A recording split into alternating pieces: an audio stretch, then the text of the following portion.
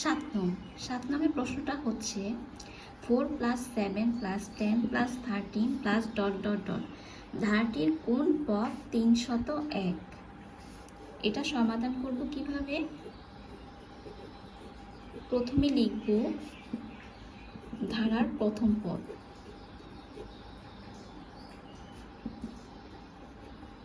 ধারার প্রথম পদ a ইকুয়াল কত হবে? এখানে প্রথম পদ হচ্ছে 4। এবার লিখব ধারার সাধারণ অন্তর।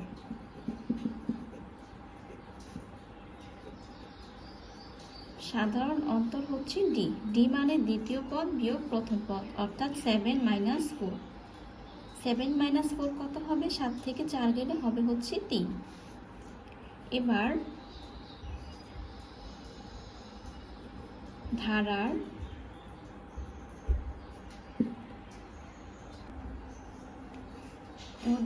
n-তম পদ কত? আমরা জানি যে সমান্তর ধারার n-তম পদ হচ্ছে a + n-1 × d। আর এখানে একটু লিখে নিতে হবে যে ইহা একটি সমান্তর ধারা। ইহা একটি সমান্তর ধারা।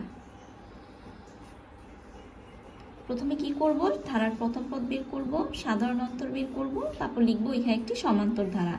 তো আমরা জানি ধারার n-তম পদ হচ্ছে a + n-1 × d। এবার লিখব মনে করি ধারার n-তম পদ কত? এই যে প্রশ্নে দেওয়া আছে 301। আচ্ছা, এখন হবে প্রশ্ন মতে a + n-1 × d = 301, বা সুতরাং দিয়েও লিখতে পারি যে a + n-1 × d = হচ্ছে 301।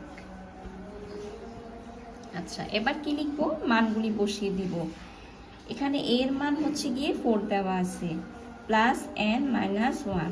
এবার দেওয়া আছে d এর মান। d এর মান হচ্ছে 3 = 301, বা 4 + n-1 কে 3 দ্বারা গুণ করব। গুণ করলে কত হবে? 3n-3 ইকুয়াল হবে 301।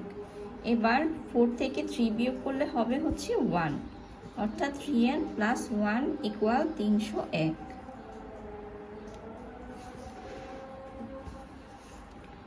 বা 3n প্লাস ওই পাশে গেলে হবে -1, বা 3n = 301 থেকে 1 বিয়োগ করলে হবে 300, বা n = 300/3। কাটাকাটি করলে হবে হচ্ছে 100। সুতরাং n = 100। তো কি লিখতে পারি? ধারার কততম পদ? 301। ধারার n-100তম পদ হচ্ছে 301। সুতরাং ধারার 100তম পদ 301। এটাই হচ্ছে অ্যান্সার। তো আমরা কিভাবে করলাম অঙ্কটা? প্রথমে অঙ্কটা ধারা দেওয়া ছিল আর বলছে ধারার কোন পদ 301 সেটা বের করার জন্য। তো এখানে ধারার প্রথম পদ হচ্ছে 4, তারপর সাধারণ অন্তর বের করলাম, লিখলাম ইহা একটি সমান্তর ধারা। তো সমান্তর ধারার n-তম পদের সূত্র হচ্ছে a + n-1 × d। আবার মনে করি দিয়ে ধারার n-তম পদ 301 লিখেছি। এবার সুতরাং এটা দিয়ে এটা লিখব। তো মান বসিয়ে আমি অ্যান্সার পেয়েছি। অ্যান্সার হচ্ছে আমার 100তম পদ। 8 নং, কোনো সমান্তর ধারার m-তম পদ n এবং n-তম পদ m হলে ধারাটির m + n-তম পদ কত? তো এটা সমাধান করব কিভাবে? প্রথমে লিখব মনে করি সমান্তর ধারার প্রথম পদ a।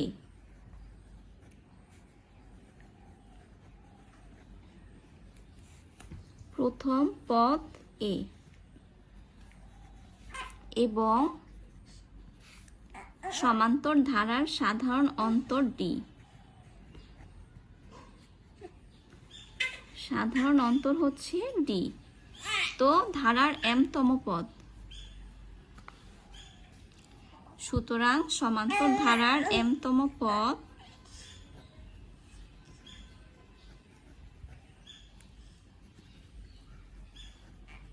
mতম পদ হবে a plus m minus 1 into D. তাহলে a plus m minus 1 into D সমান n লেখা যাবে। যে প্রশ্ন মতে a plus m minus 1 into D সমান হবে n। তারপরে আবার কি লাগবে? আবার বলছে যে সমান্তর ধারার nতম পদ m হলে, মানে সমান্তর ধারার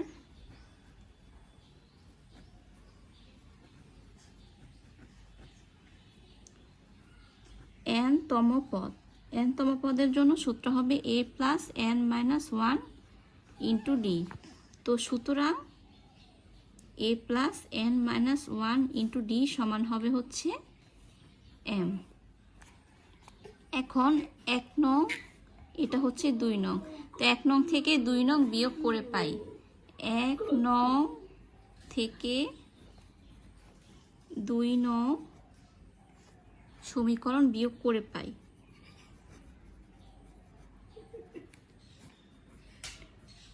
বিয়োগ করে